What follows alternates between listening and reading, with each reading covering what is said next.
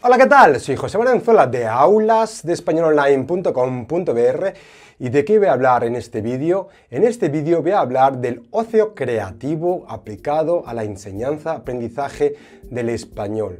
Primeramente deberíamos de decir qué es el ocio creativo. El ocio creativo sería ese ocio, ese momento que no estás trabajando, que dedicas a desarrollar, a evolucionar en un aspecto de tu vida, ya sea profesional o académica.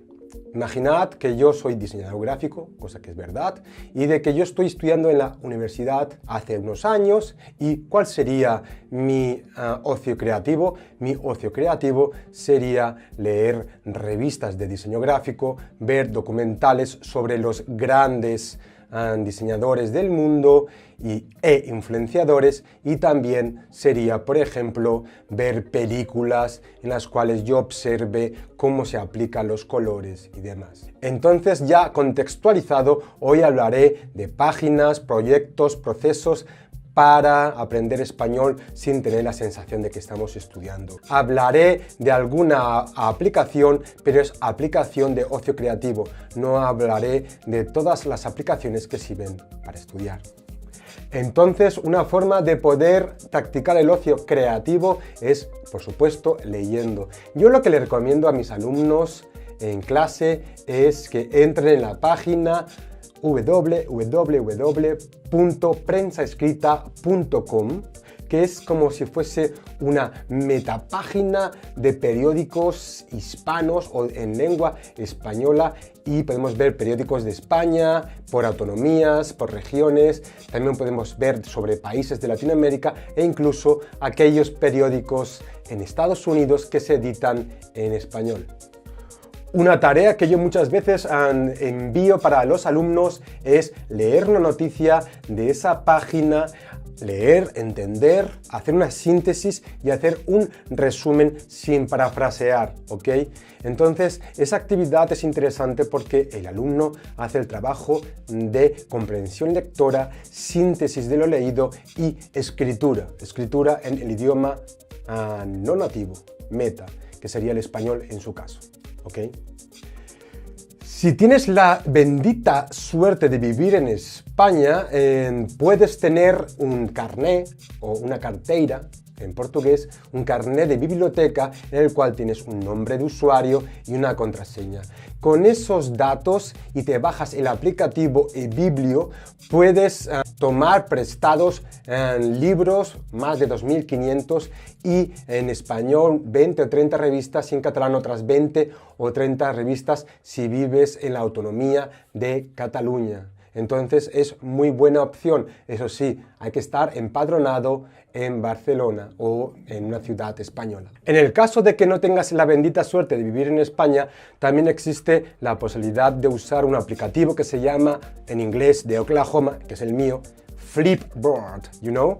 Entonces, ese programa es como si fuese una especie de revista digital en la cual puedo colocar contenidos que me gusten, o también inclusive las redes sociales. Entonces, normalmente te obligan a colocar 4 o 5 gustos para comenzar a configurar tu revista digital.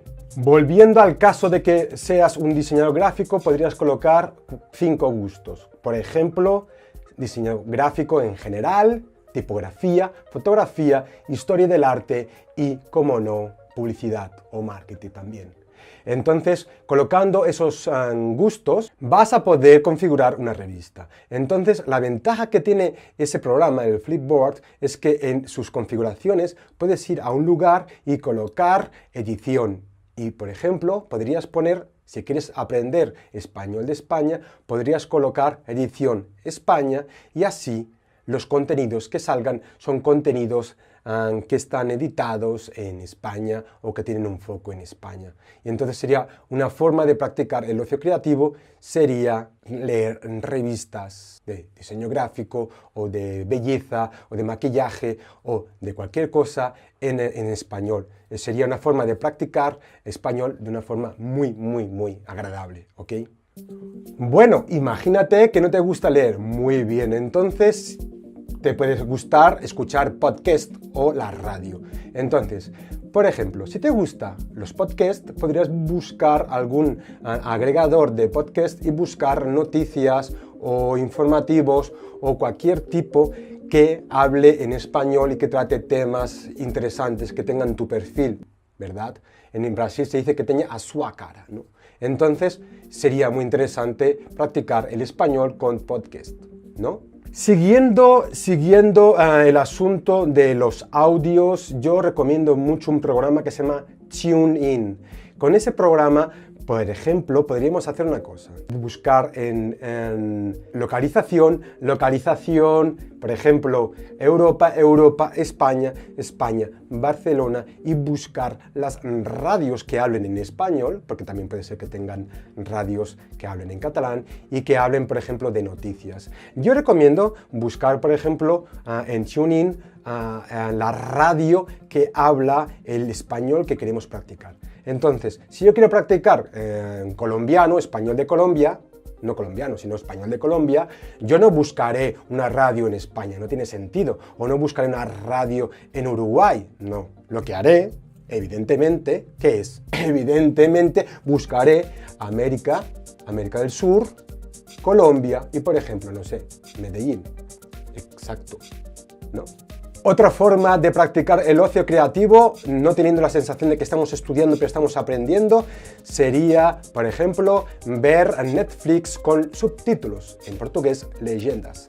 Y entonces podríamos poner, por ejemplo, series que están funcionando muy bien, como La Casa de Papel, en español y con subtítulos en español, o también, por ejemplo, podríamos ver Merlí o Merlín, que es una serie catalana, en catalán, pero que podemos escuchar los audios en español, que están doblados por ellos mismos, y subtítulos en español, y sería una forma genial de practicar el español.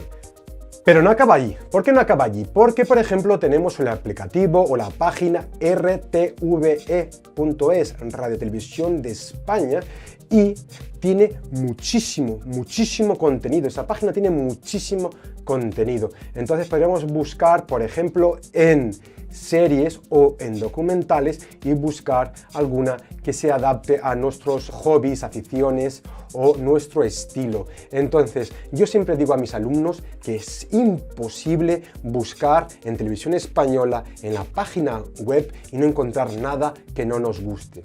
Si no nos gusta nada de esa página, es que no nos gusta nada en realidad, ¿no? Entonces, por ejemplo, ver una serie con subtítulos en español, por supuesto que no son perfectos, que tienen errores y demás, sería una idea genial. Entonces, para terminar, el ocio creativo no es el único pilar para aprender un idioma. ¿Cuáles son los pilares para mí para aprender un idioma? Por ejemplo, el español. Por ejemplo, sería estudiar en un centro académico, por ejemplo, en el Instituto Cervantes, o estudiar haciendo clases particulares con un profesor, puede ser nativo, puede ser del país donde tú estés, y con él o con ellos estudiar la parte académica de gramática y ortografía. Después, aprovechando las tecnologías, más adelante haré un vídeo sobre eso, serían los aplicativos para estudiar idiomas, que hay varios, pero no voy a entrar en detalles en esto. Entonces, yo estudiaría gramática en el centro de estudios de idiomas con un profesor particular, después practicaría media hora, 20 minutos, media hora cada día con esos aplicativos y, por supuesto, ¿qué más? Yo practicaría cada día como mínimo 20-30 minutos de ocio creativo. ¿Cómo lo haría? Leyendo los titulares de los periódicos hispanos más importantes. Leer solo que los titulares y luego la noticia interesante, entrar. Siempre tener en el móvil o en el celular un aplicativo que nos ayude a usar el diccionario. Tengo un vídeo que lo pondré aquí en las tarjetas que habla sobre los mejores diccionarios para estudiar español. Entonces yo estudiaría siempre con un diccionario, si no en físico, en digital, para apoyar. Y después, ¿qué haría? Escucharía siempre o podcast o radio cada día, mientras que camino, mientras que corro, mientras que conduzco, por ejemplo, bajándome el podcast o escuchando la radio, Bluetooth o lo que sea. Y también, finalmente, lo que haría, por supuesto, sería ver alguna serie el fin de semana, por ejemplo. Entonces, si te ha gustado el contenido, no dejes de dejar tu like. Si no estás suscrito, ¿qué esperas? Suscríbete, por favor. Si lo estás, comparte para que más personas tengan capacidad de tener contenidos de español de forma gratuita. Y, sobre todo, nunca dejes de mantener el contacto con el español, con el ocio creativo y con la práctica de la oralidad. Nos vemos.